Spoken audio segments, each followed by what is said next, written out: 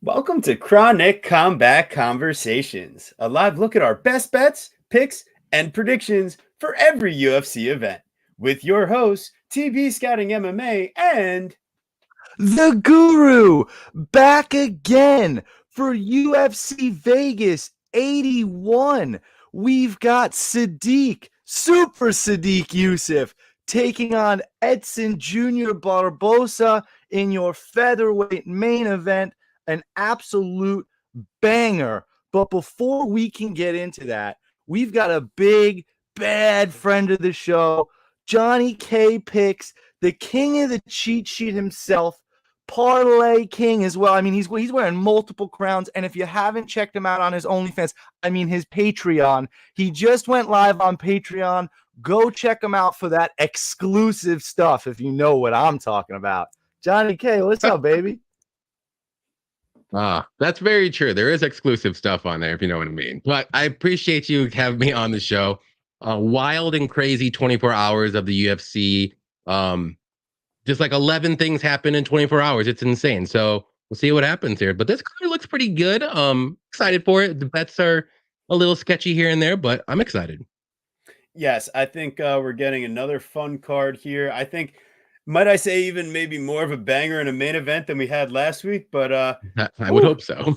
I would hope, right? Maybe a little less of a one-sided beatdown. Do not bet the main event, everybody. Do not do it unless you do the opposite of what you want to do. That's going to hit.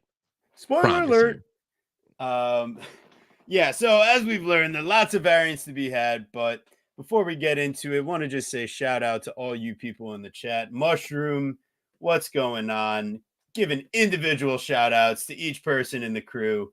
Daz, one of the biggest supporters of the community. Really appreciate you always hopping in. Ghost, one of the better breakdown guys out there on the specifics out there in the Twitterverse. Really appreciate that. And MJ, what's going on, man? One of the guys we've had the pleasure of meeting in person, latest at Prudential Center. What a guy. Dirty Reg in the building. What's going on? And yeah, MJ, to your point, holy USADA news. That's one of the 5 million things that happened in the last 12 hours, as Johnny was referencing. And James, thank you. Appreciate you. You are awesome. So if you haven't done so already, just want to say thank you so much to everyone in the chat coming in and getting it popping so far.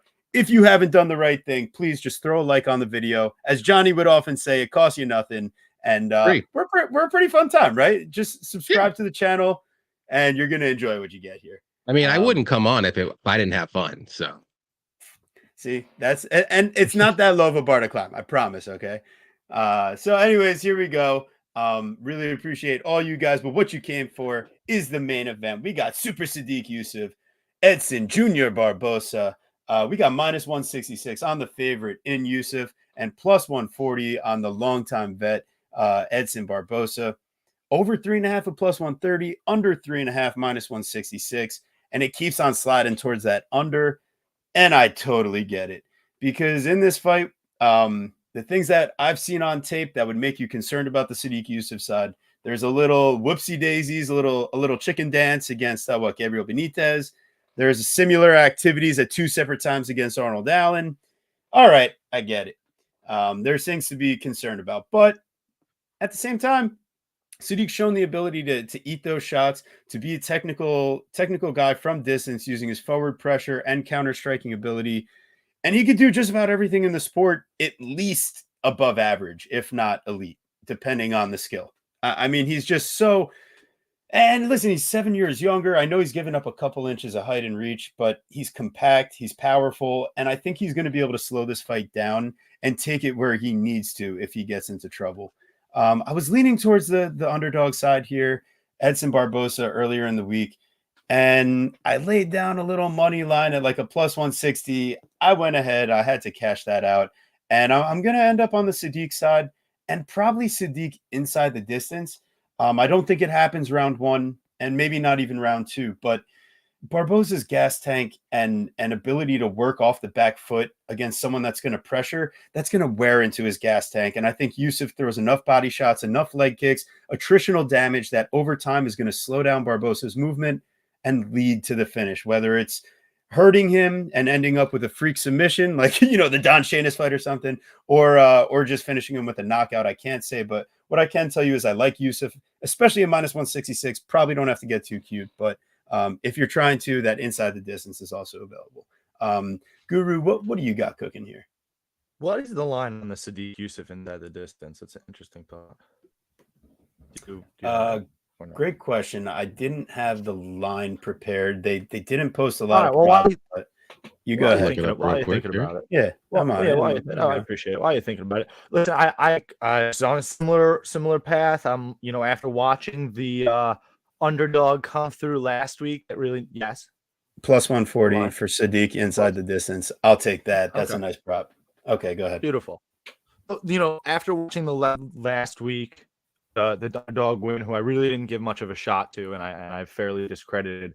I came into this week going, you know what? I got to look at the dog on main event. I got to look there. So, I saw the line sliding from TP got +170 or some nonsense. So I got some +136 or something. And it's probably around there, not like a +140 exactly. I think I got +150. But anyway, the idea is that, okay, maybe Barboza with his size and power can get it done. But when I'm rewatching the tape on Sodiq Yusuff, again, other than my concern that his last fight was a long time ago, about literally a year ago, versus Don Shainis, who's not UFC caliber. So he really hasn't fought anybody since he fought Alex Caceres, which is now that's March of 2022.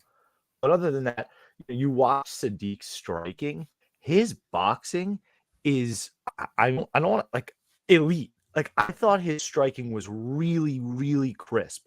And I think that power that he has is rare for the division, even though he doesn't necessarily have the knockouts that have, translated.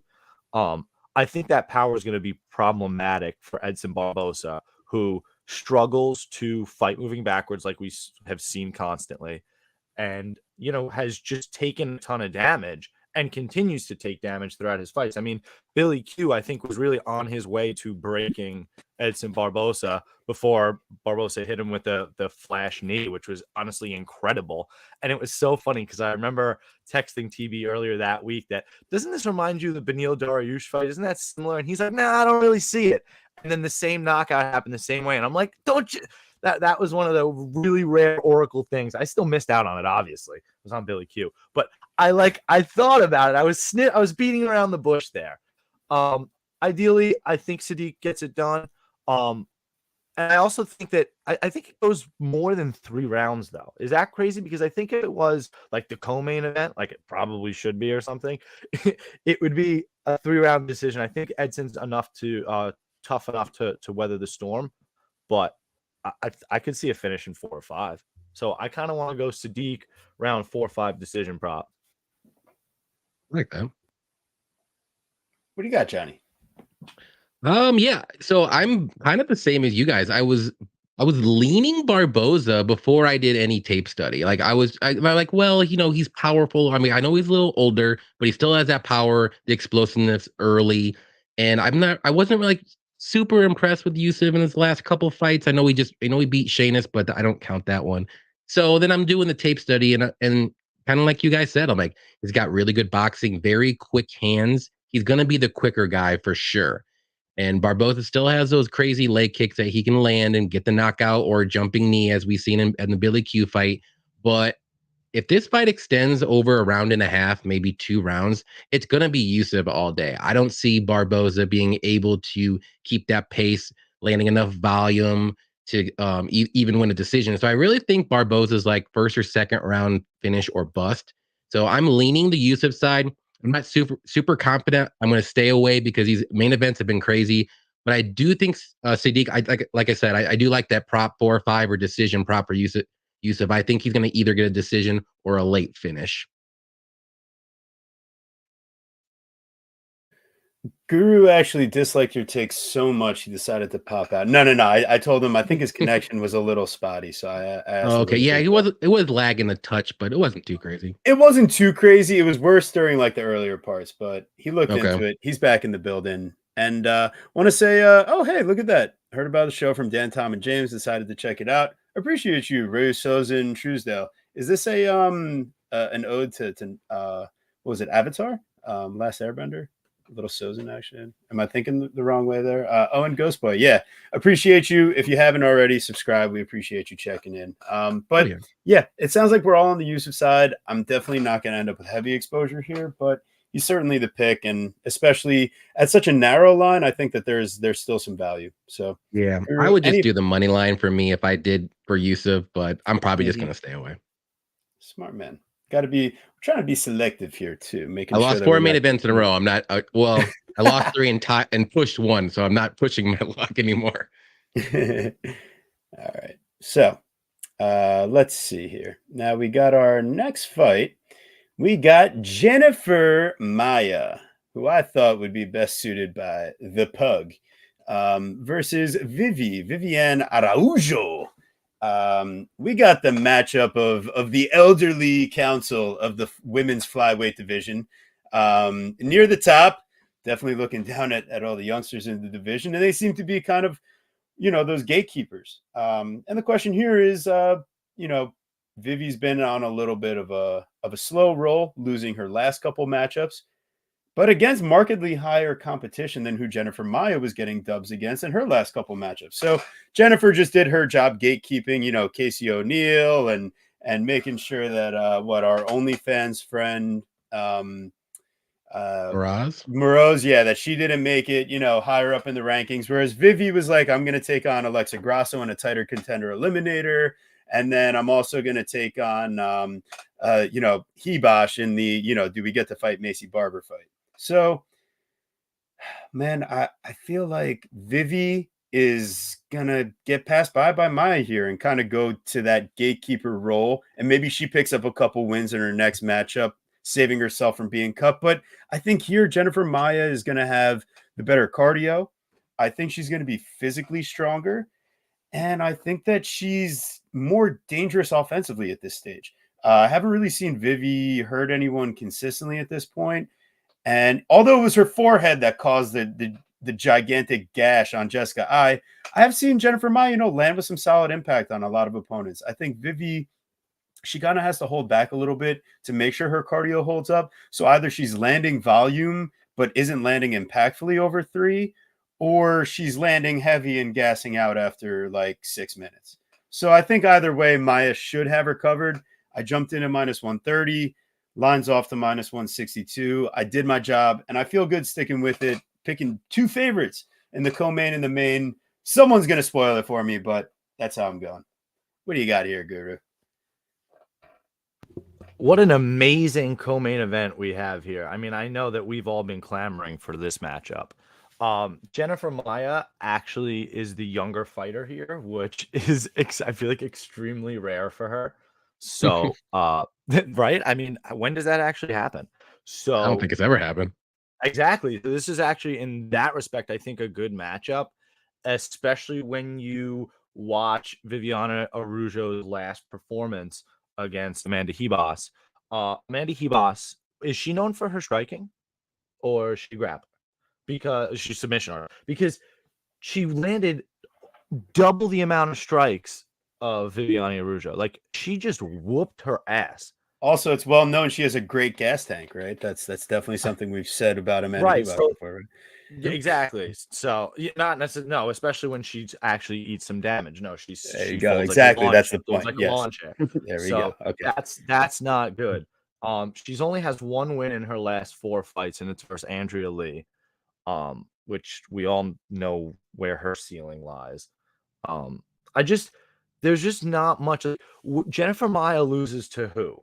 Like, she has to be outworked and outpaced and outgunned. And I just don't. When has Viviane Araujo ever been known for doing any of that? Or even against this level of competition, right? Her wins are against Montana De La Rosa, who has some of the lowest fight IQ we've ever seen. Okay. That was absolutely no bizarre takedowns. what we watched. No takedown attempts. I'm sorry. No takedown attempts. Didn't even look for it. Didn't try. I mean, Disgusting. When she finally attempted in the second round, she was already beat up, bloodied, and like shooting from 6 miles away. Ridiculous. I don't understand that. She beats Roxanne Modafferi, who's on her way out and is looking to grapple. And again, Andrea Lee, who is just somebody very malleable to opponents' pressure. Jennifer Maia is not going to be that. So I'm very happy, like TV said, that we got our CLV minus 130, got in there for a little unit and a half, and that's it. We're gonna let it ride. But be honest to God, you got to probably sprinkle the split decision prop and get ready for some robbery, because Kanaka Murata closing minus 4,000 and getting shafted. And then I got to read on Twitter how, oh, you control for, it's without control, without damage doesn't matter. Bro, 4.5 minutes. What did the other chick do? I don't care that she landed 3 more strikes from bottom. You're on bottom being controlled. Bottom strikes don't matter. Sorry. Good Lord. I don't know what I'm watching anymore. I'm right with you, man. You're up, Johnny, please. So continue. But yeah, I love Maia in this spot. Like, this is one of my most confident picks of the card. I think she's got very good boxing. She's very good in the clinch. She's durable, very good cardio, good volume. Her takedown defense is maybe the one little thing that I'm worried about, but I think she's strong, either as strong or stronger than Viviane. So she should be able to stuff those takedowns. And she's only have to worry about that in the first round, because Viviane's gas tank kind of fades as the fight goes on. So her volume is going to slow down. She's going to get sloppy with any takedown she's going to do. And Maia's going to take over in the second and third round. So I think she wins a very clear 29-28 or 30-27 decision. I don't see a finish. Both girls are very durable, but just out voluming Viviane, and she's just going to win. It's going to be clear. And I also got the minus 130 as well, money line. So I got that. And I also put a bet before that 130 money line that I saw in a parlay. So I have 2 bets on her. And I saw that dip though, and I'm like, oh, I'm jumping on it, because like I said, this was like one of my more confident picks of the card, because I really think she's going to get this one done. She looked very good in the last couple fights too. I love it. When we come to a consensus here on Triple C, it's a beautiful thing. Yes, 60% of the time, it works every time. I'll take 60% all day. Exactly. That's pretty fire. Talking about fire, we got the Dragon, Jonathan Martinez. What a fucking transition versus Adrian Dr. Pepper Yanez. Sorry. Yanez. Adrian Yanez. We shall pronounce it correctly and use his proper Is it Yanez? Yes. Officially. That's how he pronounces it? So he's out as saying that in early part of his career, he was cool with however people said it. Now he's taking a stand. It's Yanez, motherfuckers. So you better get in line. I agree, though. Hey, listen. I'm sorry, Yanez. Yeah, exactly. It always had the little squiggly over the end. So in all fairness. We had him on the show. He didn't say anything. Well, that's the thing. He didn't say it to anyone until Alex Behunin like a week Yanez. ago. So sorry, Mr. Yanez. I think it's Yanez, but whatever. Yeah. He's secretly trolling everybody. I'm sorry. I thought this was America. I thought this was America. I'm just pronouncing it the way it looks. So. All right. So, anyways, now that we've got that settled, Mr. Dr. Pepper over here, we got minus 115 on the Dragon, minus 105 on the sponsor. Man, same age, just about same height, same reach, similar resumes, quite frankly. This fight's going the distance, and it's going to be super close. I really don't think I'm invested in staking my flag like either way too strongly when I can get plus money at over 2.5 plus 100 and say, screw you guys, I'm going home. Adrian Yanez, he's a great striker, but I think coming off his first knockout loss, he's going to be a little bit more patient. Jonathan Martinez, that's his game, man. Playing from the outside, landing calf kicks, something Yanez has struggled with heavily in the past. Martinez can throw kicks and knees to any level. I think he's going to use that to kind of stay safe, keep it a more low volume, minimize the boxing exchanges, and utilize the clinch when necessary to keep it dirty. I actually kind of lean towards the Martinez side on the pick here. I think he's going to do enough in a bigger variety of ways. And I don't love how Yanez doesn't really have a solid coach in his corner anymore. It's really sad, but he's kind of the head coach at his gym now, right? Is he working with other people? Am I missing that? Because from what I remember, it was kind of the same old story. So I feel like Jonathan Martinez working with probably the better camp and a little bit more experience in his corner. And I think he's got more tools at his advantage in this matchup. I'm going to go Martinez here, but that doesn't mean I don't think Yanez can't turn it around and keep improving. He's got a lot of the tools that you want to see, and I wouldn't be surprised to see him win this matchup. I just think neither guy's getting a finish, so I'm going to take the over 2.5 at plus 100. That's my ultimate way. What do you got, Guru? I think that's crazy. You know, let me have it. What do you got? I think that's a little nuts. Jonathan Martinez on his side, the finishes haven't necessarily come as often, but I guess Yanez is just kill or be killed, and I think he's gonna push that envelope, and I'm not sure it's gonna go well for him. That line that you have at -105, while still at -105 on DraftKings, on a lot of other books, Yanez is now the underdog. And I'm gonna be honest, all I see is people posting Yanez tickets. So I just, and then if we get to the nitty gritty of breaking it down, right? I mean, who is the more well-rounded mixed martial artist? It's actually Jonathan Martinez. You know, Adrian Yanez has fire in his hands.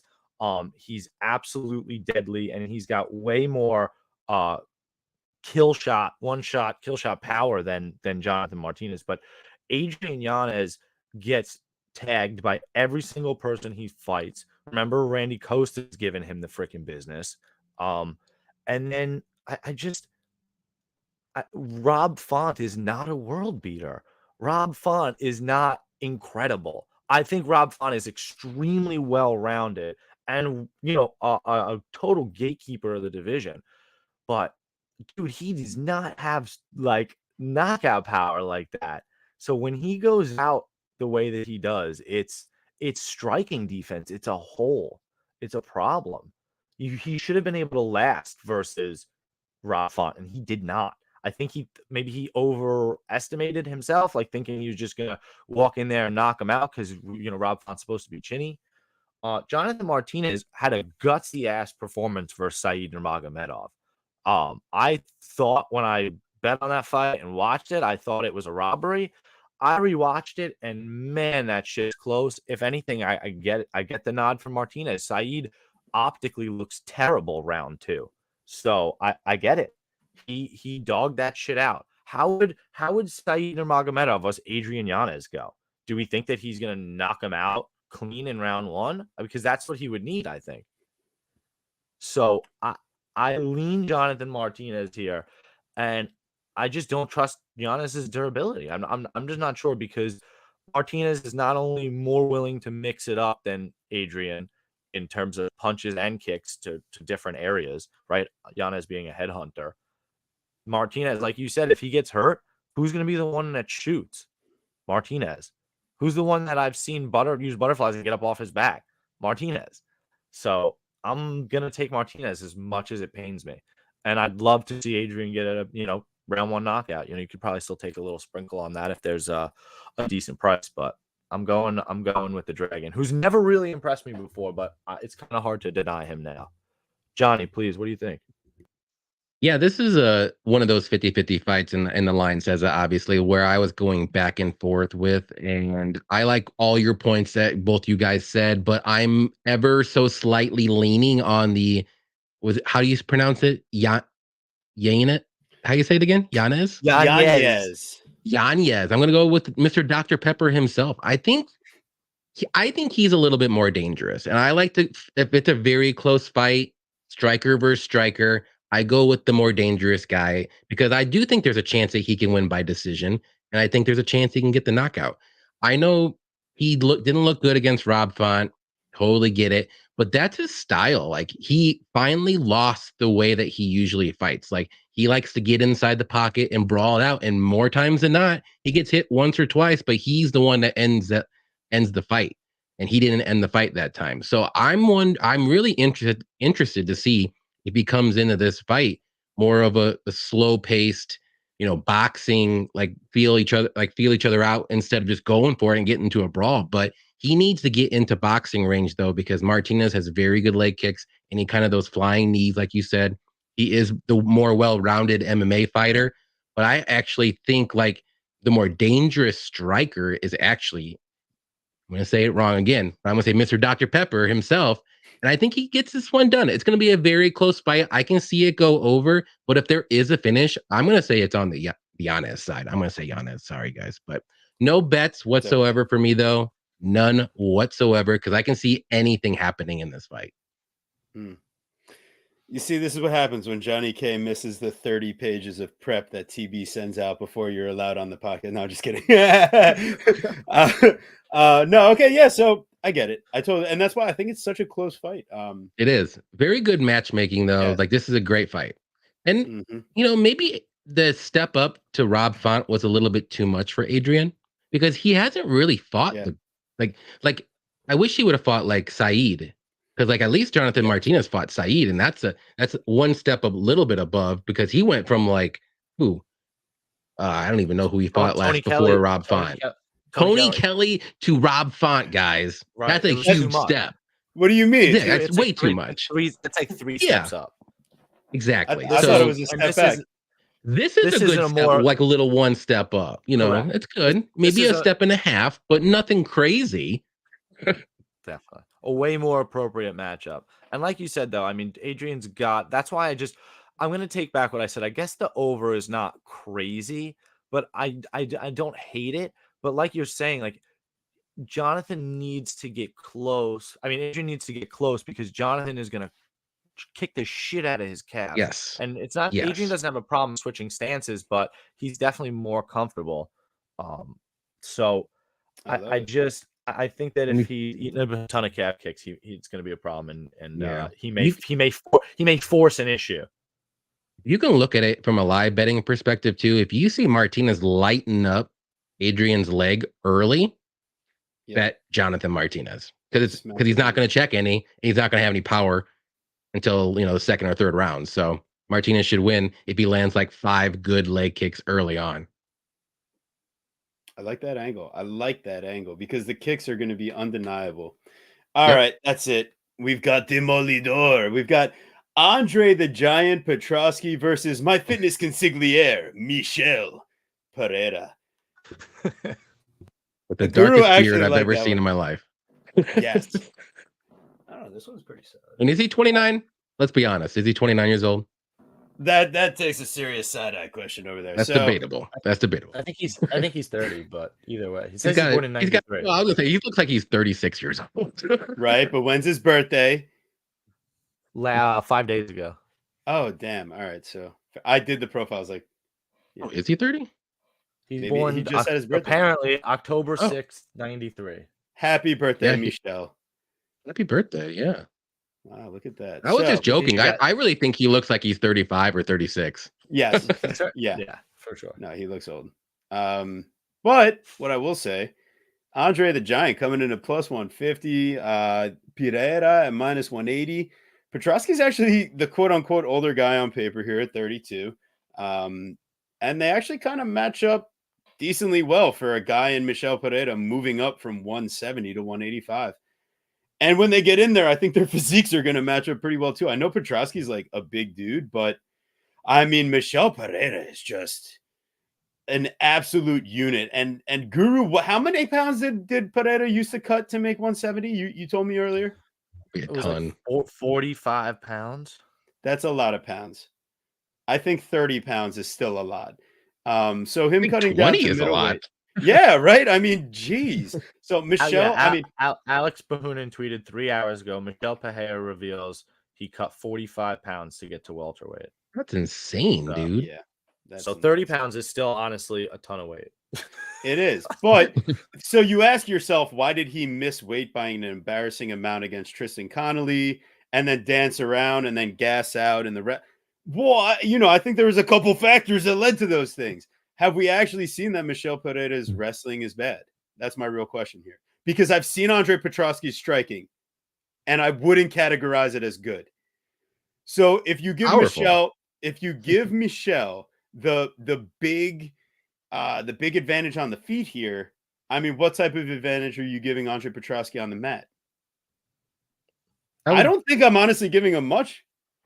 Slight. And I don't think he could just sit and use his control. Like, Okay, listen, this isn't all right. We're gonna go through the list here. Okay, this isn't Michael Gilmore. This isn't Hu Yao Zhang Hu. This isn't Nick Maximov diving headfirst into a ghillie. This isn't Wellington Turman, the king of the Finnish loss. And this certainly isn't the corpse of Gerald Mearshart, who probably won decision, by 2 the out way. of 3 rounds. Yes, exactly. It's gross. I watched Andre Petroski literally.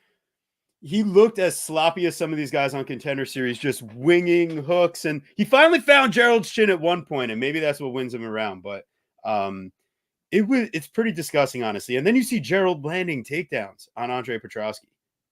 How would you categorize Petroski's striking? Mediocre, bad, Cindy Dandois. We're going with option C, ladies and gentlemen. Petroski, too much muscle, slow, gases. Same argument could have been made about Michel at 170. I think he's fine. You're at 180. I like this. Yeah, throwing flying knees in the locker room might not be the move. It does take a lot of work to lose those 5 pounds. So give her a little credit, baby. Yeah, listen, I got Michel Pereira by dancing around the octagon for at least 2 of the rounds and landing the bigger strikes on Andre. And when he does get taken down, he showed me that even when he misses weight and death gases, that he's not going to get finished and give up. So unless he's landing a flying knee on the grounded opponent of Andre Petroski here, I got Michel Pereira. The tricky part is that I'm getting minus 180, and it's probably him winning by a decision. As much as I want to say, Andre's striking is bad and Gerald hurt him and like Michel Pereira has some of the worst finishing instinct I've ever seen. And unless he gets a 1-punch KO, which I don't think it's happening here. This isn't Mr. Hot Chocolate himself, but hey, if the flying knee happens, more power to Michel. But maybe minus 180. There's still a little meat on the bone. I wish it was line closer though. Sorry for. It's gonna be one. It's gonna be one of those fights, isn't it? Michel Pereira is either gonna look minus 300, or Petroski plus 150 is gonna be the steal of the night. Because as much as what you guys are saying is absolutely true, and it's really making it hard for me to buck, I can't help but see that Pereira has just not faced a wrestler at all of any stretch of any imagination. He just hasn't. So if Andre comes in on short notice with a fantastic camp and just fucking spams takedowns, it could be problematic. But, again, obviously judges are not rewarding control time without damage, which is kind of Petroski's bread and butter. So, yeah, listen, Michel, just win, baby, saying inside the distance. That man's sharp as it can be. So, I don't love short notice. There's just a lot of question marks, which is kind of what keeps me off of Michel at minus 180. It's just we don't know what he looks like. That's respectable. You're allowed to pass. And it's just kind of, then that's why I just kind of feel dog or pass. But I do like the fight, even though Just Win Baby just said Pereira inside the distance. I kind of lean decision just because, you haven't really seen it much, especially from, Pereira. Pereira has just been known as this KO artist, but again, has only finished Danny Hot Chocolate Roberts and then Imadaev. But did he actually finish Imadaev? Did he tap? So, right. So it doesn't really matter. Wait, was that Tognoni also, by the way? Probably. It always is. It was Chris Tognoni. Might be Mark Smith. Who knows? Nope, it was Tognoni. TB's memory is fucking insane. All right, I got one last thing to counter you. Sure, you please. said this is the first time that Andre Petroski has faced, or I'm sorry, that Michel Pereira has faced a wrestler, right? Those are the words you said. This is the first time that Andre Petroski has faced a guy that's athletic and an actual good fighter.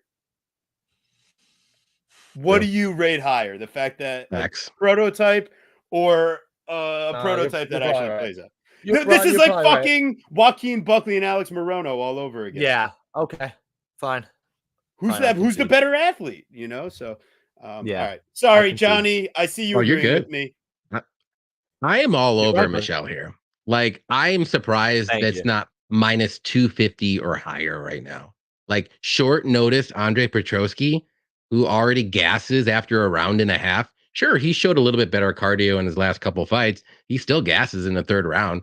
Michel is going to be way faster, way better footwork, can circle the cage, can just literally move from side to side when Andre tries to go for a takedown, and he'll miss every time. That's how quick he is. I don't even know how Andre's going to be able to get takedowns.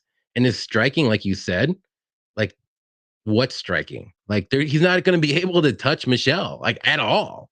So to me, it's just a matter of how Michel is going to win this fight. Is he going to win by just playing with his food a little bit like we've seen him do, win by decision or a close decision, or is he going to actually go out there at middleweight, which that's the one little dinky little red flag, but I think that's going to actually benefit him here. So to me, I actually like the third round decision prop for Pereira. It could cut his minus 180 line a little bit, maybe closer to like plus 100 range or something like that. I don't know what it is exactly because I don't think the props are out yet because since it's a short notice fight. But yeah, I got Pereira in a parlay at minus 180. I think that's more than like I don't even know how to like. I was surprised. Like I was like, wow, 180. Give it to me all day because he's going to be the way better athlete. I think he's going to have better cardio. And Andre, this is not a good matchup for you, man. I mean, if you're taking Gerald Mearshart to split decision, you ain't taking Michel to anywhere. Thank you, Rich. Slow old GM3 almost KO'd Petro on a full camp. Exactly. And he was gassing. But don't you think? All right, so my counterpoint to that, and then we should probably stop talking about this fight because I think you guys have sold me on Pereira. But my counterpoint would be, don't you think that that Petroski was much less interested in taking down GM3 than he would be Pereira? Like GM3 is dangerous off his back. How many times has he gotten submissions? So I just don't see Pereira as the same level submission threat or ground threat. And again, huge question mark. Have we seen this guy have we seen him off his back at the UFC level? No. It's a huge because he's question. Very athletic and nobody can grab him. Or he hasn't faced anybody willing to wrestle. Who has he fought that would even have a game plan of trying to wrestle him? Is But Andre also Petroski's too, entry? I was gonna say with Petroski too, like he has good takedowns in the first round for sure. Right. And But they get sloppy in the second and third rounds. Like sloppy. Very sloppy. Like really sloppy. Yeah. That's what TB said to me as well, that he's a black belt. So you're onto something there, Rich, or you both are. But Rich, we gotta get you back on the show, bud. Amen. But listen, Michel is actually like a good offensive wrestler in his own right. That's it. Like he's not just a black belt. He's someone that I've seen use offensive takedowns in his own regard. Like, there's been plenty of fights he's gone to it. I mean, this guy has like almost 40 fights in his career. Yeah. He's 29 years old. Yeah. Petroski has like 10, supposedly 11. Supposedly 29 years old. Well, 30. Okay, he just had a birthday, guys. 30. Sorry. Yeah. All right. My bad. All right, that's it. We're moving on. We got the fight that was so good and ended so perfectly that everyone just needed to see this shit again. Who was that ref again? Tonioni. Of course it was Chris Tonioni. Who else? I really hope he refs this one as well. Oh my God. Just for shits and giggles. That'd be fantastic. Please. I would stand up and like applaud the UFC for doing that. He needs work. He needs work. He needs to figure it out next time. Just let him keep trying. Let him keep trying. Learn from your mistakes, Chris. Throw him back in there. We got the Pitbull, Edgar Chairez, and Miojo Daniel Lacerda da Silva, or reverse. I forget what it actually is, but we got the same fight. Do we have the same fight? I don't know. It's minus 325 instead of minus 225 this time. Oh, fuck that. I just keep on getting burned with these juicy parlays. I can't keep doing it. If they're within minus 200, it's playable. If they're past, you're finding a proper passing. This is just terrible on all aspects. I'm not finding value myself. Gun to my head because Guru's holding it there. I'll take Chairez. But my God, if you think I'm putting the bet there, it's just in this economy and given how low T and little money I have, you got to preserve it for the right fight. So. You do. What do you got, Guru? I took Chairez in a little dinky, a stupid parlay. Had to cook up something together with a couple favorites. It's probably very stupid. You saw Edgar Chairez unable to stuff takedowns, and then he's way too content to stay on his back. But the problem with Daniel Lacerda is, can he maintain top control? No. Can he do it without gassing out? No. Can he do it without making a mistake? No. So there's nothing I saw in that fight that made me think that he's gonna finish. Like he just has to catch him, or Edgar has to make him. I just don't see it. So I I like the under. I like Chairez, and unfortunately, I think this is Lacerda's last chance. He kind of got a he got a mulligan, but Yeah. I think he was probably gonna either get tapped out there or get tapped out sooner than later. So yeah, what do you think, Johnny? Yeah, it didn't really seem like he knew how to get out of that. So he kind of did what he did and got lucky a little bit. He's like, "Oh, sweet." But I think it's going to be we already saw how this played out, and I think it's going to be kind of the same. And if I was Lacerda, I would just go in guns blazing. Like that's your only chance to win this fight. You don't try to slow play it, get into the second round and not gas out. Because guess what? You're going to gas out in the second round. So you might as well go all out in the first, because that's the only way he's going to win this fight. Because Chairez is very durable. So he needs to find something crazy and do it early. Otherwise, Edgar's going to get this one done. I like the Edgar to get it done in round 2 prop. I think that's at like plus 500. I'm going to do a small sprinkle on that. And also, I like the fight doesn't start round 3. I know it's a little juiced, but I'm not going to pick a side because I can see danger from both.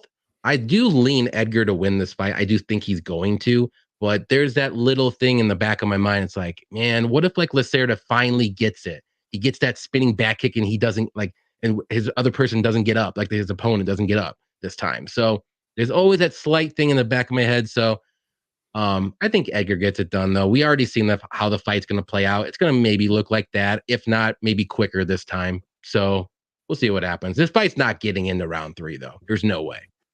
No way. No, I think so too, and I think if Lacerda gets it done, I think he's got to get it done by finish. So I mean by finish, obviously, but no, of course by finish. I meant by that's ridiculously dumb. I really meant he has to get it done by submission. Chairez's 2 finishes losses are both by submission, even though Tatsuro Taira could not submit him. And I think to your point, Lacerda like trying to manage his gas tank. I was talking to TV while we were watching it. I'm like, this is not good for him because he's taking his best, even though he was losing because of it, it's still his best win condition to go apeshit. And if he's not going apeshit, it's tough to like him here. All right, so we will move to our next matchup here. We got the bantamweight banga alert. Christian C-Rod Rodriguez minus 155. Cameron MSP Saaiman. I don't know what the nickname is. Apparently something as South African related that just wouldn't understand because I don't breathe South African air. But C-Rod coming in here, he's going to be giving up 1 inch of height, but he's got a 4-inch reach advantage. He's 3 years older, but I think in a good way, a bit more seasoned and mature. I start getting worried about the older thing when, guys are towards the end of their prime or have taken a lot of damage. Whereas I think C-Rod, one of the biggest things I'd be concerned about is if he's, kind of starting slow once again. I feel like it worked out in his favor against Raul Rosas, kind of letting him take the lead early, surviving and turning back and storming late. But I mean, you see in what his Contender Series appearance, I mean, he just takes the wheel early and drives the car home against Junior Cortez, right? So C-Rod, I really like his boxing. I think he's going to be the cleaner striker that isn't going to rely on nut shots to get attrition on his opponent.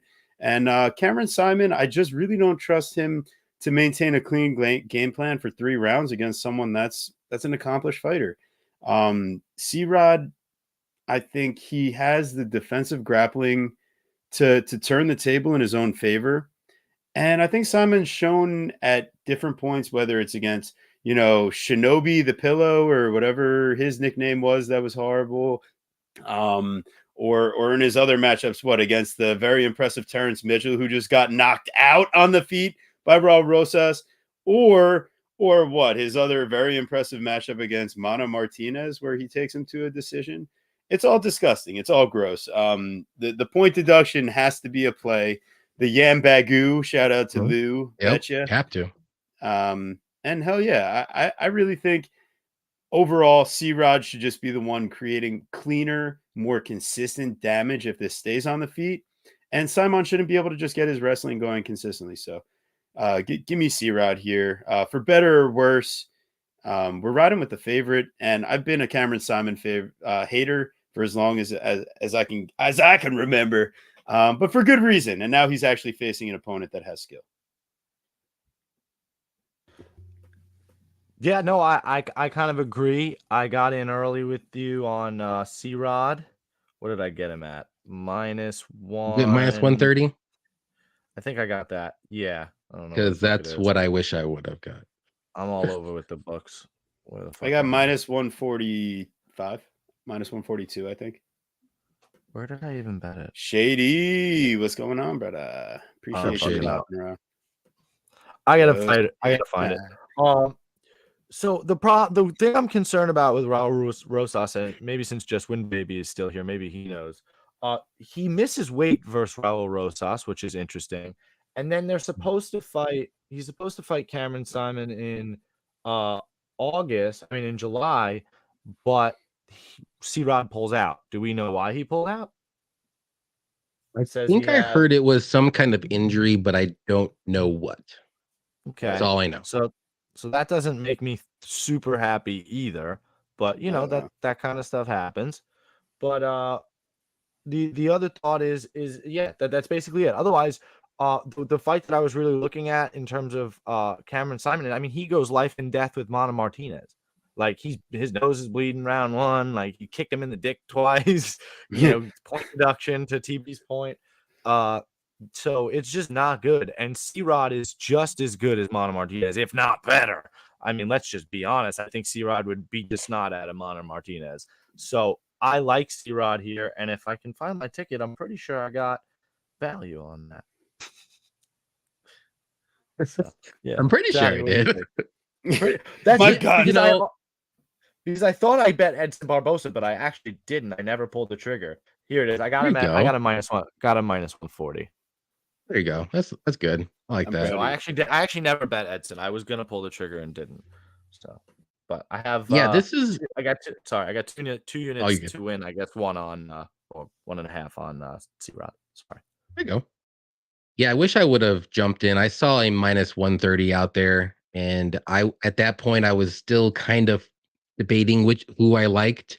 And as soon as I figured out who I liked, it went up, and I was like, shit. But I'm ever so slightly leaning on the Rodriguez side as well. I do like his striking. I think he's a little bit more technical. We've all seen the mistakes that Saaiman can do, but he's very talented. He's super young, though. He's fought some kind of short notice regional scene people that aren't that great. At least C-Rod fought Jonathan Pierce up a weight class, survived for 3 rounds. He lost, clearly, but he was grappled the whole fight and didn't get submitted. He was safe the whole time. So if this fight does get to the mat, I know that he's going to be safe. So I'm okay with that. On the feet, Saaiman's good striker too. He's got good pop in his hands, but he leaves himself open for counters too. So it's something that you can he's not his striking defense isn't all that great. Let's put it that way. He doesn't move his head that much.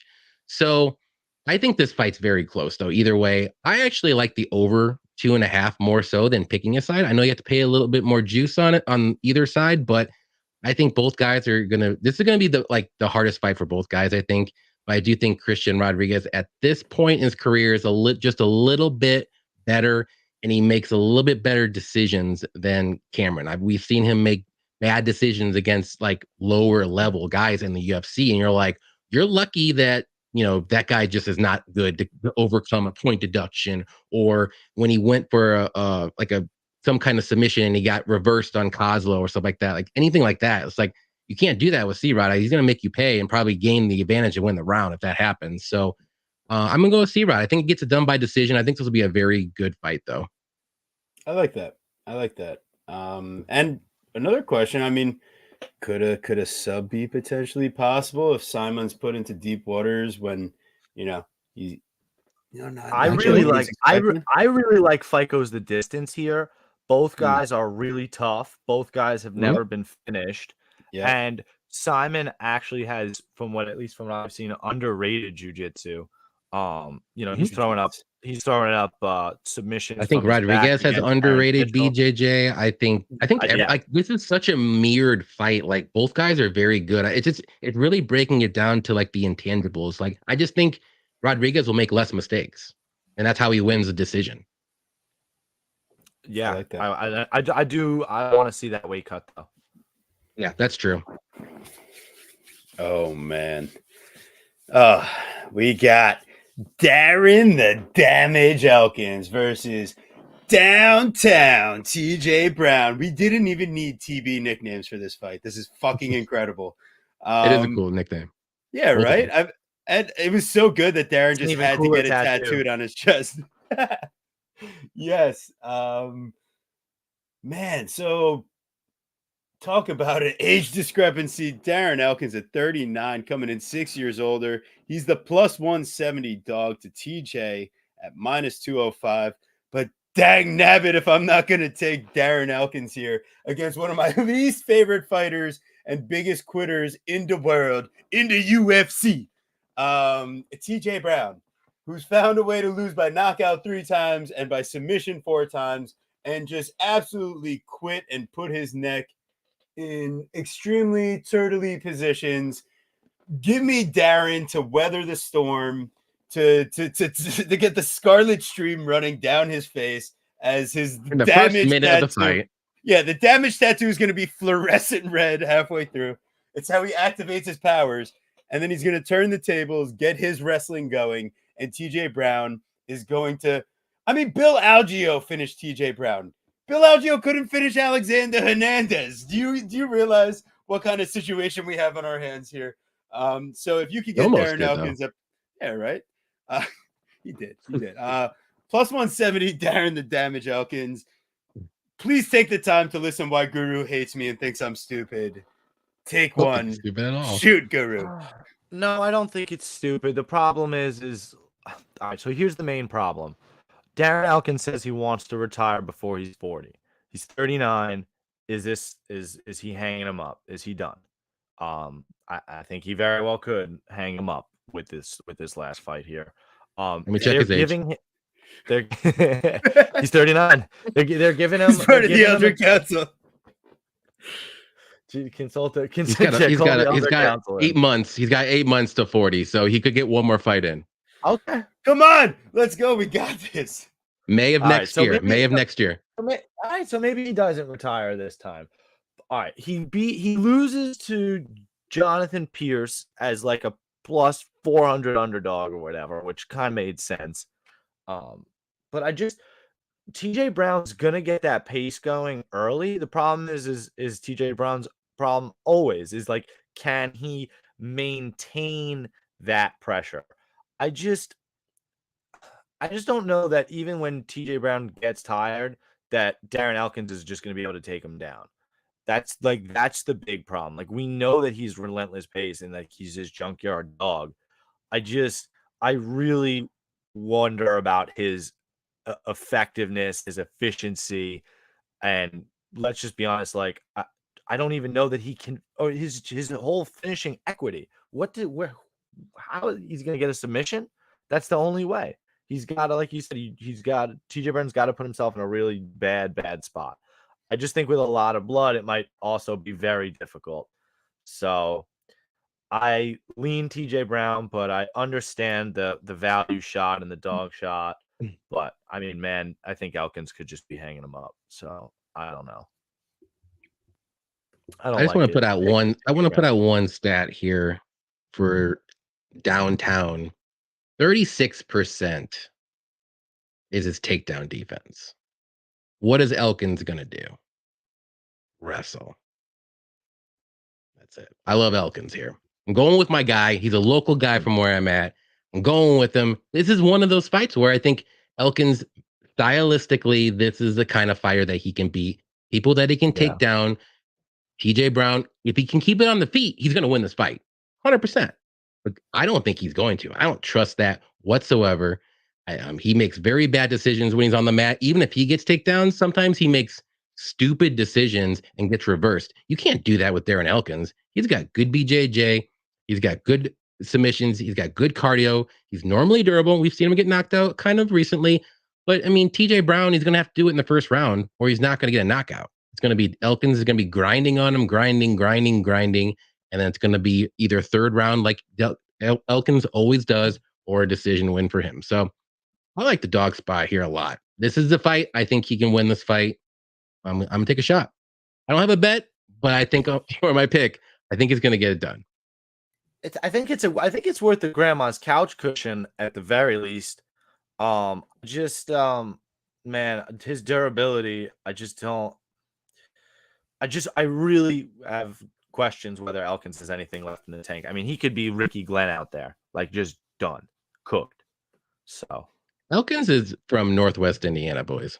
He's not from Arkansas. He might look like it, but he's from Northwest Indiana. You were saying TJ. He's from where TJ. TJ. Okay. Sorry, Dirty. Dirty Reg is from the dirty South. Gotcha. Yeah, you're right. He is. It's okay. It's all right. Northwest Indiana, though. They'll pray for your soul. They got you. Don't worry. All right. Fair enough. Listen, I get it. It could be absolutely disgusting. Elkins could get finished within one round. Oh, yeah. He could. But plus 170, it's just disgusting enough for me to want to take the shot. And there's a clear path for him to win, though. That's what you can see. Like, you can actually see him wrestling and wrestle and win. That's how he has to win this fight. And he could do it. 36% takedown defense. Let's go. There we go, Shady. Uncle, you know what it is. All right. So we're moving along. Before we do, it's extremely important. Do the right thing. Please please subscribe. And if you haven't already, JohnnyK Picks, the absolute legend himself. Make sure you're helping that guy out. Free, guys. All of it's free. You don't even have to pay. Free free subscribe. We love that. Make sure you're doing that. And if you want to throw him a couple bucks, make sure you check out his Patreon. Hell yeah. Hell yeah. Like we said, that exclusive. You can get those minus 230 women's favorites all day. Let's go, baby. Give them to me. I'm hungry for it. Johnny, you're the man. I love it. We got Tainara, the Thai Panther, Lisboa versus Ravena Oliveira, Canudi. I'm not sure. Canudi. I'm not sure where it goes. Canudi. I don't know. So anyways, we got a situation on our hands where I got Tainara Lisboa last fight against Jessica Rose Clark at plus 100. So I absolutely refuse to turn around and play her at minus 340 against anyone in the next matchup. But then I turn and look towards the other way at Ravena Wonder Woman Oliveira over there. Captain America or whatever it is. Look at what is definitely Wonder Woman. Are you good? Yeah. Either one. Jesus. But yeah, so I mean, yes, okay. The one undeniable fact of what's going on here. That's why she's posed sideways, and Tainara Lisboa looks like she's about to kick your face off. Drew, you going with the dog shot here. Is the sideways pose swaying you? I get it though, because if there was anything to do, it's women's MMA variance and crazy shifts in line value from matchup to matchup. But I still think Lisboa wins the matchup here. And it's probably by finish, given that Ravena is coming in here short notice as well. There's some sort of switcheroo that happened, but with all the news going on, I can't even keep track of exactly what it was. Another good question is, are there Panthers in Thailand? No, but I think she's a transplant from South America or Brazil, and then she's going to Thailand. But are there Panthers in Brazil? I also don't have the answer to that question.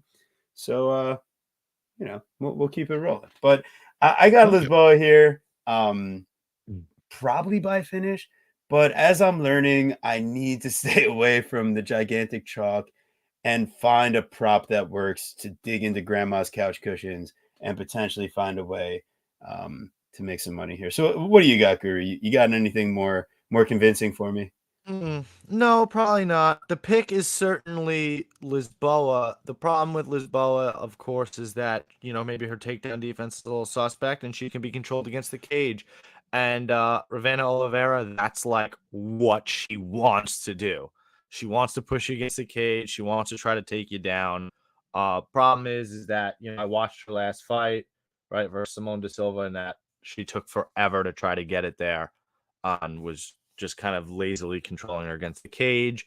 She's very raw. So, or as TV said when I was saying that she's raw, just not very good. So, yeah. So, they don't have it listed. They don't have it listed. Okay. That's why there's no reach. I apologize. She's certainly, worthy of, possibly being simped after, but you know what I'm saying? But like, not really worthy of a bet, I don't think. Did you do that? Did you do that research, JohnnyK? Did you check that Instagram? Did you come to? No, I did not. I did not. But I did check Oliveira's prior opponents. Let's go through them real quick. 0 0 0 1 1 1 0 0 0 0 0 0 8 and 5. That's it. A lot of zeros and ones there, and a lot of wins on those zeros that she fought. So Lisboa here should win this fight. I'm not betting that minus 340 though, because I need to see it again. I do like, if you want to do the under here, Oliveira does have a lot of finishes and she's never been to decision before. So it's something you can look at if you want to not play the chalk here. But I would say Lisboa gets this one done. I would say second round, maybe submission or a knockout, because I just don't think Oliveira's UFC material. This is Lesbos. Jesus. I don't think everybody's going to understand the reference, TV. South Park. South Park. Thank you. I'm glad you guys do. This is Lisboas. So yeah, bring it on. That's for the win. I would do the under. I mean, Mark Gold. Shody's out here. She's gonna have a strong low center of gravity, is the way I would put it. And Lisboa just needs to get it done on the feet. That's it. Fair enough. We got our next fight. It's the lightweight short notice matchup. We got T-Rex Terrance McKinney versus the kid Brendon Marotte. Who could we find to come in here and fight Terrance on a week? This was the answer. They had like not 8 or 9 fights on this card, like officially on UFC stats, like as of like 1 or 2 days ago. The amount of short notice maneuverings that they have made for this week, absolutely incredible. So the question here is, does Terrance get his typical round 1 knockout? Yeah, I mean, most likely, right? However, the one angle I will take here, not going too crazy conspiracy theory, but he's facing a guy from a gym. He's part of the cartel. And those guys are really notoriously hard to finish by knockout. T-Rex has got 8 submissions. Might we see a little round 1 subby action this time? Can I interest you in the Wawa Submarine Special? What do you got here, Guru? Because I think T-Rex just mops the floor with him. The kid. He's in my parlay. So, Brendon is somebody that I was very much unimpressed with what I saw. He's got a decent jab. He's got some decent timing on his takedown attempts. Body lock takedown to the outside leg trip. But he's got questionable striking defense. He pulls for a guillotine choke when he does not have the choke, and he jumps for guillotine. It's fucking insane. You don't even have it. And then in this fight before coming to the UFC, I mean, he's getting absolutely pulverized and somehow pulls it out. So, yeah, I'm not a fan. And even though he's from the New England Cartel, we've seen New England Cartel give us guys like Nick Aguirre. So I'm good. So give me T-Rex in the parlay. I think we'll be all right. If you don't see me and Guru next week, it's because the cartel came first. Johnny, what do you got here? I want to read off Brendon's let's see, competition 0 0 0 0 0 1 0 1 5 8 5-1, but he lost. 8-4, 3-1, and his last fight he fought an 11-20 guy. This is the kind of fighter that T-Rex will destroy in the first round. I don't care if it's by submission. I don't care if it's by knockout. It's going to be one way or another. And if some weird way Brendon can survive the first round, he has a chance. We've seen it time and time again, but I just don't think it goes longer than 2 minutes. So McKinney should get it done. I'll say by knockout, but I would just look at the round 1 prop for McKinney if you want to play him. He gets it done. Fair enough. That sounds like the cleanest way to go. -200 might actually have value. I don't even know what the line is, but just making an assumption here. Yeah, if it's that, I mean, that's a good parlay piece. Yeah, I agree. At this number, T-Rex won't even help my parlay. Tell the guru that as he continues to parlay sloppy, multi-leg, gigantic favorites as juicy. Hey, I'm right with you, guru. Yeah, I know. Hey. All right, but that's two of, and I only have one more. Chairez, okay, only one more. Terrance McKinney, one more. And Russian Ronda, Irina Alekseeva versus Melissa No Mess Dixon. And let me tell you, I really don't want to know how she got her nickname. Irina Alekseeva, don't hands off. Okay, I am not investigating this situation.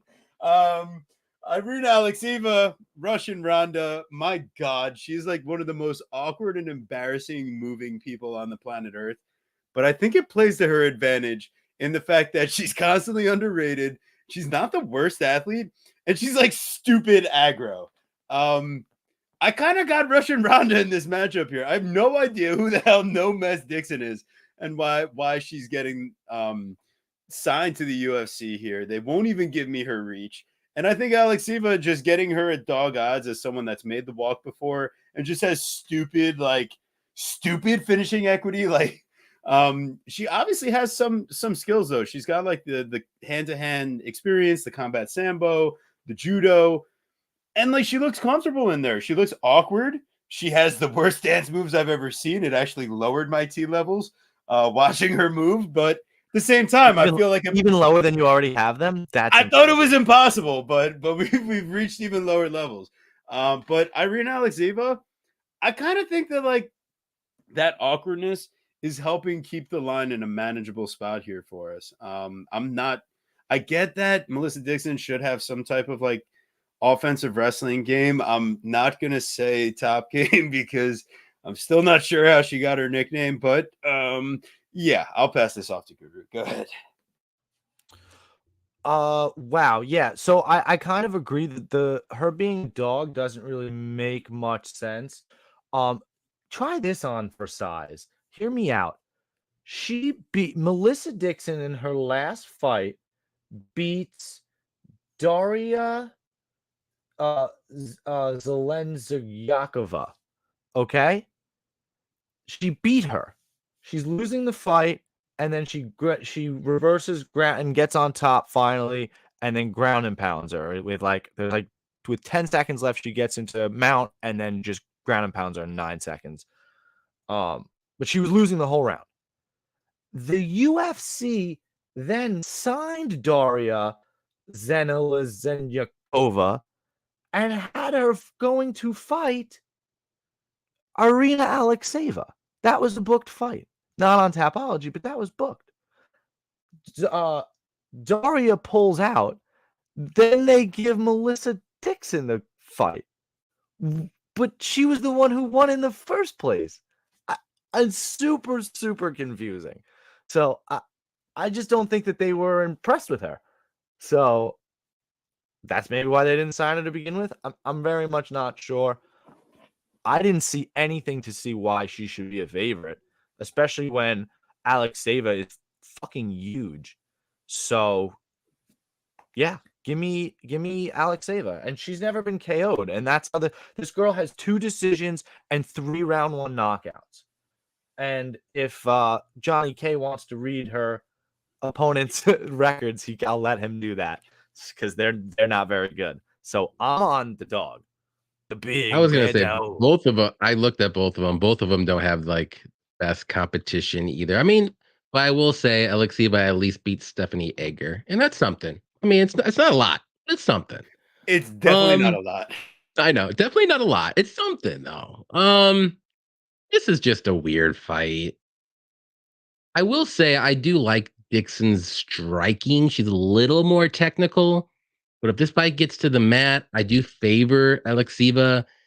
And literally, I don't have the great breakdown for this one because I usually just lean the striker anyway. So I'm gonna just lean Dixon and hope for the best.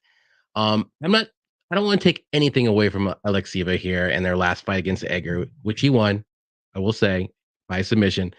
She did a very good opportunistic grabbing of the leg and go for the knee bar. And Edgar really just tapped very quickly. Like she knew, like, oh, I'm done. Nope, I don't want it. So I don't want to take it away from her, but I feel like Edgar could have got out of that. But yeah, it's just me. Whatever. Either way, I would maybe look at the under in the spot. I don't want to pick a side. So I go with the plus money at the under and just hope for violence. I can see violence here. Submissions. Probably not a knockout from either one, but maybe a submission. Yeah, I like that. That makes a lot of sense. I think Irina is just super. She's reckless. I would say she goes to initiate a judo throw. It fails because Edgar is also really good at judo, where Edgar takes her back, but then she rolls into that knee bar attempt. Like I gotta say, like she kind of initiated the grappling sequence to even get to that portion. And but when they were on the ground, sketchy, yeah. Like Edgar was like fine, and then all of a sudden she's like kind of like just fell over a little bit, and then the knee extended, and she's like, "Nope, I'm done." Yeah, I'm like, well, why'd you do that? You were doing good for like 30 seconds. Well, she's got a decent amount of grappling experience. I think she knows she doesn't tap there. Her knee is like Muhammad. That could be, you know, because I mean, Irina got to there, like she adjusted well in the scramble to get a more advantageous crank because it was gonna be ugly if it went any further. Yeah, she eventually got it, and it was like straight, and she was gonna crank it, but at the, there was like 30 seconds of like they were just battling back and forth, and I'm like, Edgar's safe. Edgar, wait, what do you do? Oh no. No, you're right. I'm only taking Irina because of how she dances on the heavy bag. That's honestly the fair enough. It's just I've never seen something so enchanting. I thought you were simping for her. Oh god, I no! thought you were trying to subscribe to that OnlyFans.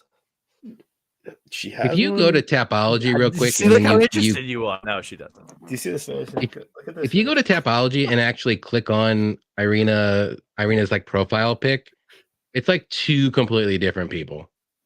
Like I don't know who that person is in the Tapology. If you click on the profile with the red hat on, like who is that? That ain't her right now. There's no way. That was actually like 5 or 7 years ago. They stole her identity and replaced her with this assassin. Crazy. Yes, many strong sons, very handsome sons too. Blue eyes too. Yes, Jesus Christ. All right, here we go. We're on to our next fight. We got Chris El Guapo Gutierrez versus Alatang Lee, the Mongolian Knight. Listen, I'm going 2 for 2, and I'm going for both Mongolians. I got a Richie Long last week, and we got the guy that opened for whatever reason is the minus 250, whatever. Alatang Lee is now at plus 300. And I got to ask a lot of questions because, one, do you anticipate a finish in this fight? Maybe later. 3rd round. Okay, maybe. Why is there a minus 380 in this fight? Honestly, Chris Gutierrez, his leg kicks are great. His leg kicks are great. And I know Alatang Lee is quote unquote short notice opponent change. But if you looked ahead a week, you would see that Ronnie Yaya pulled out of the Alatang Lee fight. So Gutierrez starts his weight cut process. He's a week earlier, has to put it on pause a week later now against Alatang Lee here. I think that the only thing that Chris Gutierrez does handily better in this matchup, 2 things. I apologize. 2 things. Striking defense and leg kicks. So if that's enough to win him the matchup in this small octagon, congratulations. But he's probably doing it by decision, and he's minus 380, and it's disgusting. Alatang Lee has more impactful boxing combinations, works to the body, has some leg kicks of his own, and not that he uses it too often, but at least he has some wrestling in his back pocket that he can go to. Gutierrez has shown some deficiencies in that regard, and he's shown that he can be connected on and hit on the feet. Pedro Munoz is dropping this guy. So I got Alatang Haley here. Call me conspiracy theorist. I'm going against the line movement. Give me the Mongolian Knight. It could be disgusting, but I think there's no reason that this fight should be minus 380. Guru, go ahead. Tell me why I'm terrible. I agree that there's no reason why it should be minus 380, but I think that didn't it open like Gutierrez plus 200?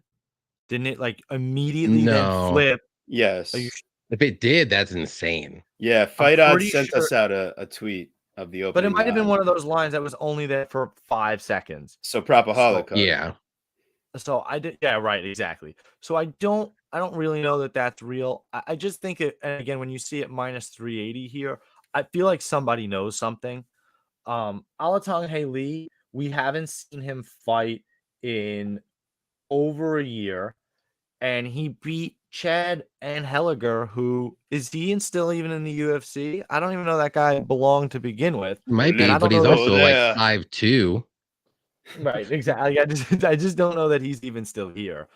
And that fight, like I'm watching it, and I didn't see anything impressive at all from Alatang Haley. I'm like, I guess he just outvolumed him to a decision and won every round, and that's basically what he did.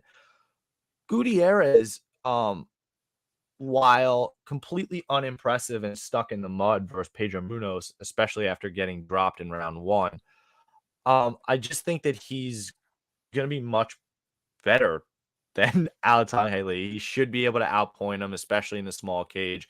He, while being extremely problematic in terms of way too content to stay on his back whenever he's taken down, he does have athletic enough takedown defense where I don't really trust Alatang Haley to somehow put on his wrestling shoes and steal this here. So it should be a get-right fight for Chris Gutierrez, but he is not my parlay piece. I'm not touching this with a 10-foot pole. I kind of like you said, Johnny K. I'm kind of like the fight. I kind of like Chris in round 3 decision. But you've already seen what he did to Bakary Dana. So, he could hit him with a spinning back fist here too, or some shit like that. So be ready. But I'm taking Chris. No way am I taking Alatang. Yeah, not even with grandma's couch cushion. Chris is getting an easier opponent, let's put it that way. And I'm not trying to take anything away from Alatang Haley here, but I mean, the volume is going to be crazy on the Chris Gutierrez side, whether it's leg kicks or even like any boxing. I can't even say his name. Alatang Haley, he throws like 2.5 strikes per minute. Like, yeah, he does have some wrestling, but Chris Gutierrez has a very good get-up game if he gets taken down. And his takedown defense isn't really that bad. He's got good cardio. He's going to have better cardio than Haley here, I think. And just more volume is going to outwork him, stay on the outside, and should win a boring decision. That's how he wins. But I think it's going to be a clear decision. Like, he's going to outstrike him every round, work the leg kicks. And Haley's going to have to shoot later in the fight because he's not going to be able to stand anymore because he's going to get leg kicks all day. So I just don't think Haley is going to be able to do too much in this fight, to be honest. I understand the line. I really do, but that's just me. I have him in a parlay, so. Oh, baby. You went dirty with it. I did. I like it. I think he gets his one done. I didn't like him against, who was he supposed to fight? Montel Jackson.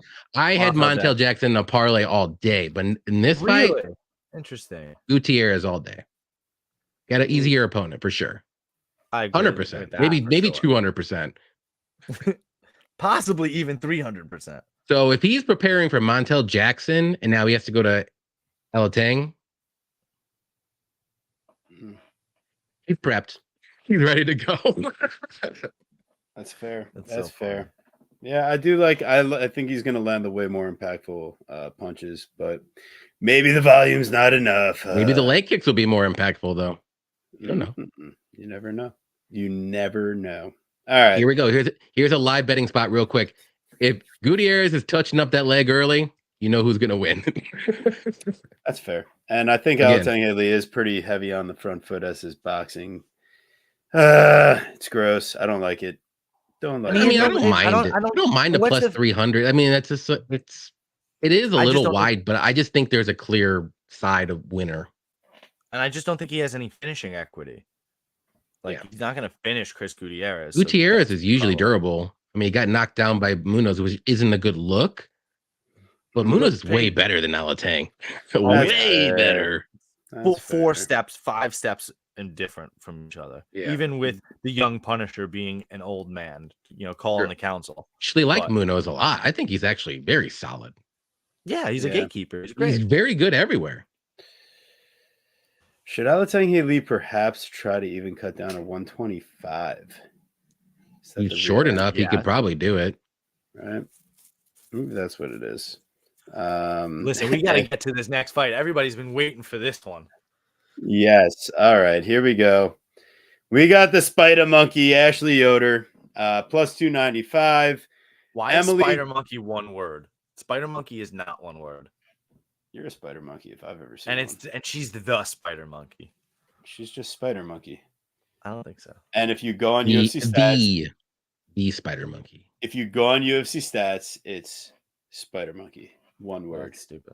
Tapology says the Spider Monkey. Yeah. Well, He so doesn't- he I'm doesn't just fuck with saying, that much.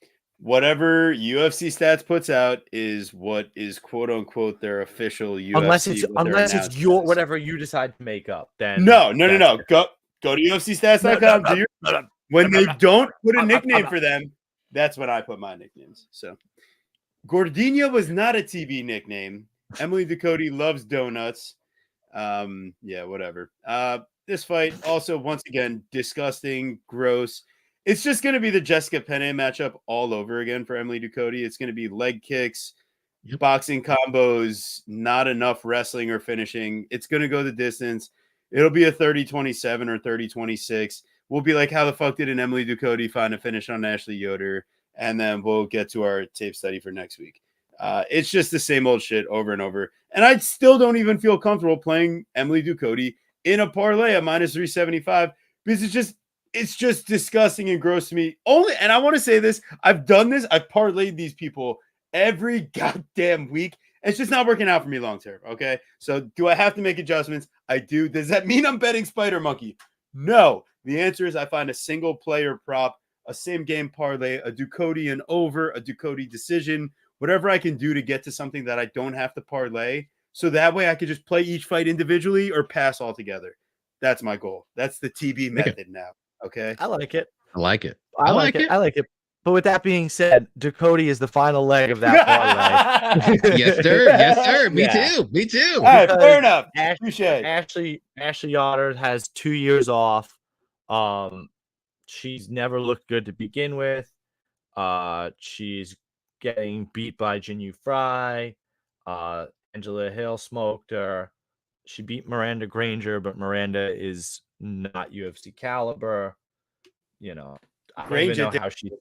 I really don't know how she's still in the UFC. This must be the last fight on her contract or something. I mean, if you look at her picture, Check. maybe that's why she's still in the UFC. I'm not sure, but yeah, Ducote should get it done. I think it's a get right fight. Lupita Godinez. I mean, right? Is this not a step or two down from Lupita Godinez? Godinez showing how good she can be. Is she not ranked now? So, and Angela Hill perennially ranked as a, gatekeeper. Always a So, gatekeeper. Yeah. Exactly. So I like Ducote here. And let's start it off with the night off with catching the first leg of a parlay. There we go. McKinney, and who was the other one? Fucking Edgar Chairez. Jesus Christ. That's dirty. Disgust me. I love it. I love It's that. very dirty. It's gonna hit. I feel dirty. too. I need It's gonna be so listen, I need to dirty. It's take gonna a- hit I though. need to take a shower. I gotta take a shower. It's gross. Listen, I'm playing. That's my parlay, and I've got a shot on Arena Alexeva. I feel disgusting. I need to go shower. Yeah, I'm all over Dakota. I think she wins this one. Super clear decision, like 30-26 or something like that too. She's also one of my most confident picks on the card. I got her. My first bet literally was Dakota and Maia parlay. Got it. Got it plus money. I was like, those are my two most confident picks. I feel super confident. And then, like I said, Maia's line dropped, so I got Maia in another bet. But either way, Dakota should be able to win this fight. And she doesn't, then she needs to go. Like, Yoder is 35 years old. And like you said, 2 years away, hasn't looked good in any fight. She's not dangerous anywhere. She's below average pretty much everywhere. She's durable though. She's never been finished in her career, so that's something you could take away from Yoder. So if you don't want to pick a side, just bet the over here and put it in a parlay because that's probably going to hit. But I mean, minus 395 and minus 375, you still get value a little bit on the Dakota side. So give me Dakota here to win this one by decision, or just do that bet. Dakota by decision. There you go. Minus probably 200. Yeah, minus 5 billion. Emily Dakota by decision. Exactly. I'm laying it's a clear win, though. It is a clear win. And if not, she needs to go. Like, this is one of these people are going. I really do think Yoder's on her last fight, and then she's gone after this. I would agree. Want to say shout out number one to Johnny K. Absolutely killing it with the breakdowns. Love having you on the show. Shout out to all you guys in the chat. I don't even have to yell at you. There's more likes on this video than people in the chat. So you guys absolutely killed it. Go. Phenomenal job running up the numbers. And like, it means so much to us. We are on the countdown to 500 subscribers. We are tantalizing higher than this, boys. You should be higher. You should be in the 800 at least right now. At 8 least. million. Yeah. 8 million likes. But nah, seriously, I mean, ultimately what it really means is you get us to 500. If for some reason we give you a crazy grandma's couch cushion play that hits and you feel ever so blessed by our presence, we could potentially take a dono in the future. But at the end of the day, it's the best bets, the best guests. Look at who we got on the show. And always free picks. Because at the end, I mean, we just love learning about the game. It's all about the community.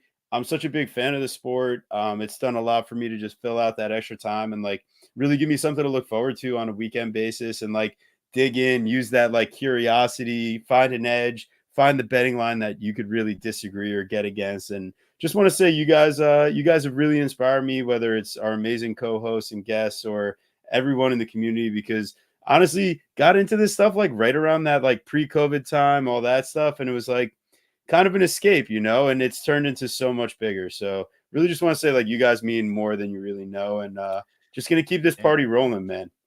Johnny, what do you got to say before Guru takes us away? Well, I just want to, I want to piggyback off of that. Like, I started my channel around pre-COVID time too. And like, there was no other sports going around, like playing. So only UFC was going on. I'm like, all right, I'll watch UFC. Like, I watched it here and there every once in a while in the big main events when Conor would fight or something like that. And then I started watching it every Saturday.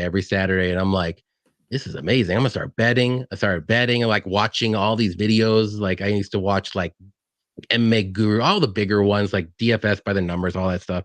And then my wife was like, you know, you should start your own YouTube channel because you're watching like 5, 6, 7, 8 of them every day. And I'm like, okay, I'll try it out, see what happens. Like, and then this is where we're at. And this is great. Like, I love doing it too every week, hanging out with you guys, I've met like so many people like in like in real life or over here like this. So always love being on the show with you guys though too. But yeah, I had a great time. You can find me at JohnnyK Picks. Sorry for all the mushy stuff, if you want to say. JohnnyK Picks on Twitter, Instagram, YouTube, also Patreon too. I just started it up last week. Check it out if you want to. Patreon/JohnnyK Picks. It's just another way to support my YouTube channel. So I'm not trying to bank any money here. So, but it'd be cool if you want to hang out and become a member, a core member. It's called. If you want to be a core member, check it out. Got some perks for everybody. So that's what I'm doing. Love it. Man, a question for you, Johnny. Random. Are you friends with Cody like in real life, or did you meet him from doing the show? Well, not really. Okay, so now we are, but it was crazy because we both started our channels around the same time, and I would watch his videos too, and I was like, man, this is someone that I can do like a live stream with. So like we messaged each other, and then it just went from there. Like I'm like, hey, wow. Like I see other people doing live streams. I haven't done a live stream yet. Like I don't even know what a live stream is. So you want to check it out? He's like, yeah, I've never done one either. Let's do it together. So that's where it all started. That's so interesting. pretty funny. 'Cause, I mean, people tend to like our show if they like it because of the chemistry that TB and I have, but we only live 5 minutes away from each other, and we've known each other for True. years So and hang out. yeah, you guys exactly. But yeah, But, if you actually go back to either Cody's channel or mine and go to our very first live streams, like we were so bad. Like we didn't really know each other. Actually, like the first night we were supposed to do our live stream, Cody couldn't figure out how to do it. So we just ended up just talking for like 3 hours because we never met each other really. And so we got to know each other during that time. And then the next week we finally got it rolling. And then we just started building and building. So I feel like I've known him forever now though. That's awesome. Yeah, Cody's the man too, and Johnny, you're the man. I feel like Cody's we awesome. we kind of all mesh really well, and that we'd all have a really good time if we were ever to grab a beer and watch some fights. But definitely, yeah. Johnny, And oh no, you go, bud. I was gonna please. say one of these days we're gonna have to come out on the East Coast. I'll have to come out the East Coast and hang out with you guys and definitely see a fight or something. I know Cody wants to go on the East Coast too, so. Oh man, Atlantic City, New York City. the boys Philadelphia. Anyway, we'll drive there. Do Let's do it. Hell yeah. Hell yeah. Seriously, Johnny, really appreciate you being on. Guys, if you're not supporting Johnny already, please go do that. JohnnyK Picks. Dude, you're unbelievable. Had a fantastic time. My amazing co-host, also up there, birthday boy, TB Scouting MMA. Mini Orlovsky. Mini Orlovsky, Mini Kelvin Gastelum. Twitter Verdict, Instagram, Tapology. Follow the boy. Guru Scouting MMA. That's me. Twitter Verdict, Instagram, Tapology. Check us out. But yeah, man, we're back next week. UFC 294. Crazy shit going on with changing of what's going on. I think I didn't do too much tape study. Main event. Right? Unbelievable. We got some unbelievable fights. Can't wait for that. So let's just get out of here so we can get to those fights sooner, right? Jeez Louise. So take care and like, subscribe, and we'll see you next week. Well, let's go. Good luck, everybody.